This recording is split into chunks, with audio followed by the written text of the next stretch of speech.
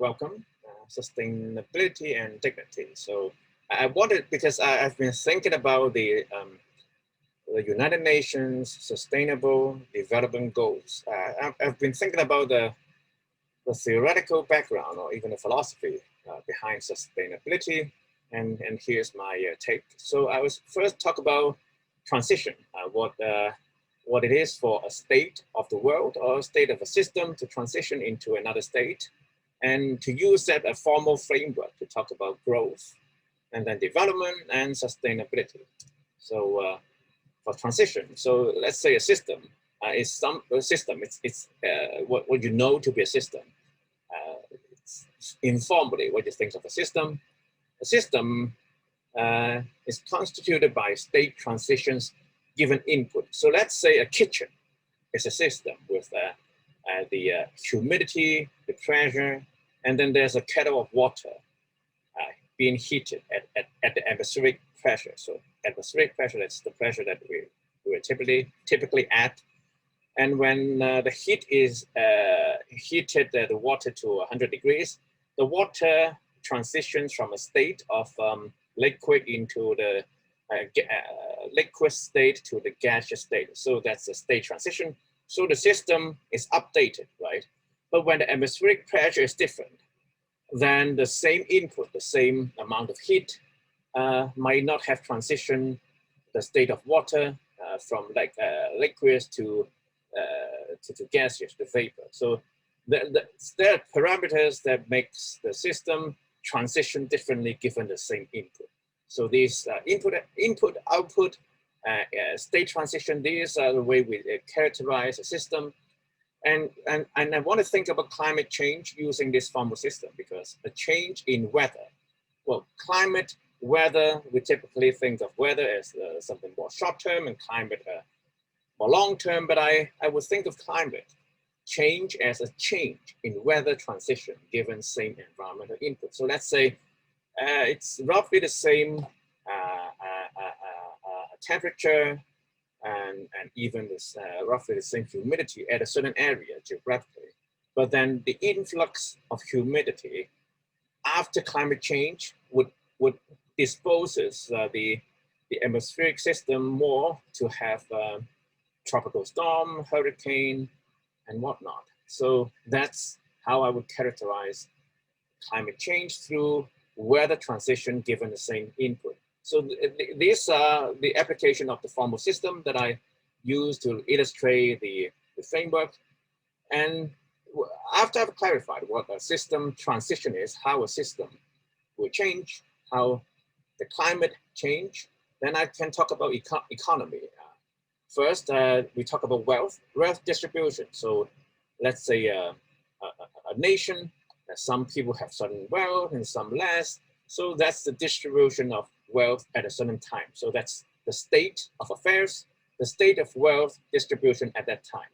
Ignoring inequality, because equality and how the wealth is distributed, whether people get what they deserve, this matters to how well the economy is, but I ignore that. I just take wealth distribution at a time at this moment. That's how economics typically work at this moment, right? So when it transitions into a better wealth distribution at a time, that's growth. That's how the economic, that's what economic growth is. That's roughly having more money. So the wealth distribution better through, as a sum or each individual having more money. So that's economic growth, and sustainable growth would be, it keeps growing, it keeps growing. Of course, the expenditure, right? So, but in the end, there are growth. So even with expenditure, you still get to have more, maybe ignoring how much you spend. So that this is economic growth. And to have sustainable growth is that you don't just grow for 1 year, or it's sustained. So that's sustainable growth. Yeah, better and better local economic state given the same economic situation. Of course, this has to hold fixed the whole system. So within your system, the environment around you, typically the economic situation is roughly unchanged, but you grow, and that's growth. And development is something much better. It's not only the state being better, it's the system that's being better. It's the growth of the system. It's so after a system grew, given the same state with the same input, it transitioned into a better state. So let's pretend that climate change. Let's pretend that there's an evil demon who wants climate change, and for it, the development of the climate is that when it maximizes chaos, let's say. So a slight increase in humidity would cause a big change, a lot of hurricanes and all that.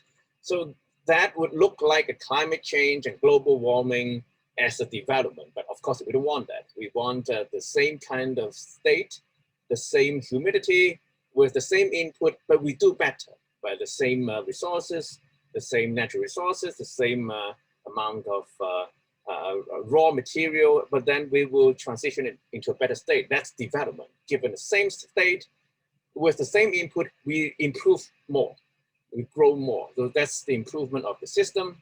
So if the situation gets worse and worse, but you still do as good or even better, that actually demonstrates that you have developed because of the worsening situation. And along with that line, we can see how poverty in developing countries, how is it that donation constitutes growth without development? Because it's from the outside. The system didn't learn to develop their own skills. They're not self-sustaining, and they grow. Yeah, they're more money. They get better food and clothes and water, but it's a kind of growth that's without development.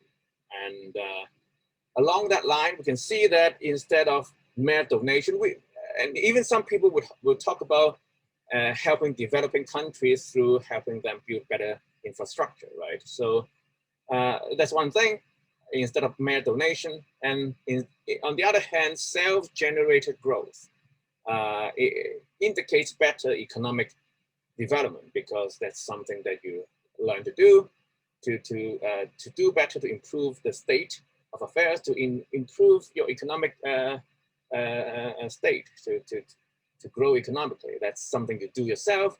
And if you do that yourself, it's more likely that you will develop. So in the same situation, you would have responded better than before. And this avoids complacency. And complacency is something like, well, I want to grow because I want to make more money than the other nation, so I can look better. If we are motivated by that kind of motive, once you are better than the other nation, then you stop. That's complacency, right? Because you've reached your goal. It's not self-generated. It's in comparison to others instead of wanting to do better for yourself. So even if, yeah, there are growth, but with a certain kind of motive and how you begin your work and what's the incentive, that makes a difference to whether the same seeming sustainable growth will indicate sustainable development. So what I want to say is that an economic system that's a capitalistic economic system that's typically about competition on GDP is less likely than a kind of competition that's not about comparison, but you yourself doing better out of your own dignity, out of your own self-respect, to do better out of your self-initiation, to better the system, to have your own self-generated growth, because out of that, it's more likely than not that the growth indicates, the sustainable growth indicates a sustainable development. So, that's the summary. Let me summarize a little bit, because so I've talked about a formal framework about transition from state to state. The same state, given the same input, transition into the same posterior state. But after, so that's when the posterior state is better, that's growth. But if you have developed, if the system is better, given the same state, same input, the posterior state will have improved much more, and that's development. And the point is, okay, so there are development, but would the development sustain? And I will suggest that an instrumental, consequential economy is less likely than a kind of economy that talks about, some talks about the capability approach, about developing our personal potential, but there are also something that's from dignity, and it relates to human rights as well. And if we talk about how we are to maximize dignity, that's